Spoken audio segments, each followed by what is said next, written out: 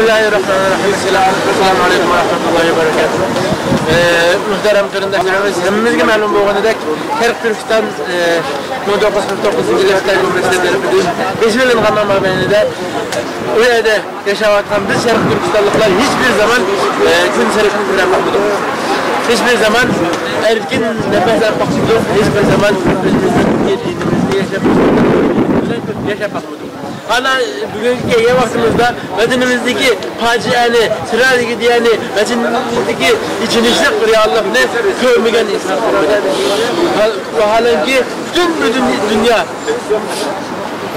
bu zulümünü görüyen bozumu, Xitay'ın güçüdür, Xitay'ın iktisadıdır, Xitay'ın dertleridir, ensirgenlik tüpeli dünyanın cık devletleri hala cimcik, cık devletleri numus kılmayı Xitay'la kolaydan bir vaziyetini şekillendi.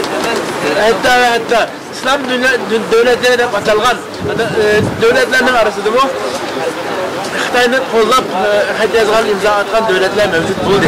Bu ne Allah'a aslında hasreten birkaç gün evvel BBC'de çıkan facialik haberler, onun burunki hadiseler, kırındaşlarımızın, Ruslarımızın ki lagırlarda yaşamaklıklarımızı 4 yıllık, 5 yıllık, 5 yıllık yakın Ruslarımızla Allah kılanmasın, kırındaşlarımızla münasebet kuranmasın, diyen okşaş bir türküm sebepler biz şu meydandaki şarkı bu meydanda. Biz bilimiz ki bu meydan arkada meydanlarla müstakil kılıp hazır meydan gitmemiz mi?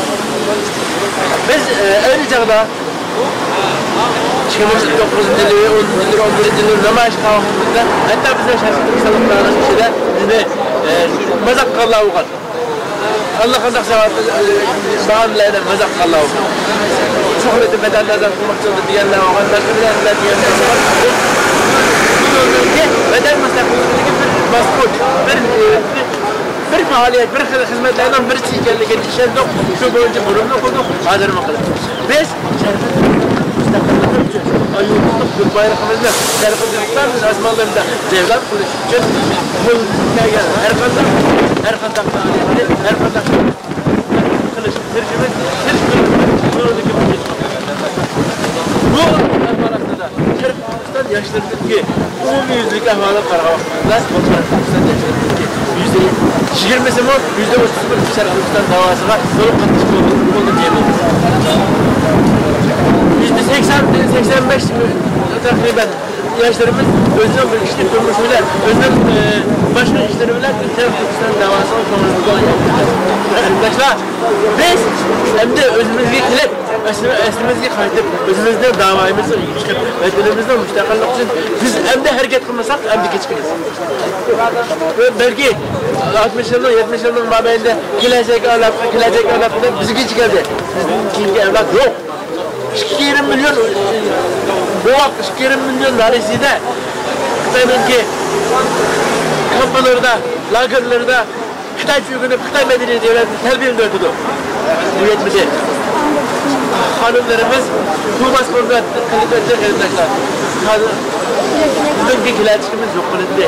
Biz şu çözeldeki bir buçuk Uygur hareket kılıp şu vatanını müstakil kıldık. Eğer şu vatanını biz müstakil kılmasak tarih aldıdı mı? Allah aldıdı mı? Millet aldıdı mı? Biz kar yüz oluruz. Şunun için arkadaşlardan Şarkı Türkistanlıkları hasreten Şarkı Türkistanlıkları Türkiye'nin helal kodunu bir Şarkı Türkistanlık gerçekten ümmet kodunu bir bütün kayısı mevzusunda kayısı cevaplar bulaştığı hadineler kayısı ıslaklar bulaştığı hadineler Şarkı Türkistan davasına bir kişilik hesap oluşturuyor. Özümüzün ibadi, insani, milli Türkiye'dekini mutlu savunduğumuz şu hissiyat, şu duygular yaşattı.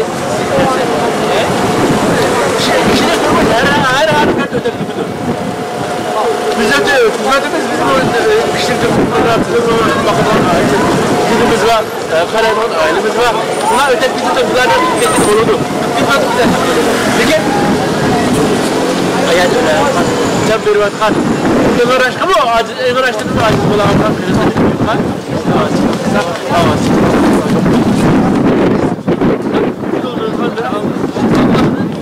Allah'tan başka işimiz yok.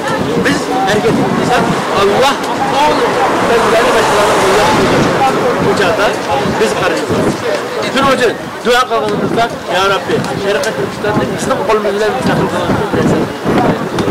Ya Rabbi, aşk kılınırsa İslam kolumuzla müstakil şu şekilde dua kılınırsa.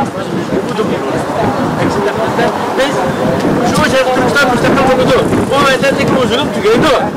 Bu halk belki tarih boyunca mevcudiyetli olamaz. Fakat daha Türkiye'deki bir uçuk tarih boyunca karşı olamaz. Bunun mesuliyetinden hiç haşırız, hiç kutlamayız. Ulan elimdaşlar, özümüzge kileyli, sizge eyle, uygun eyle.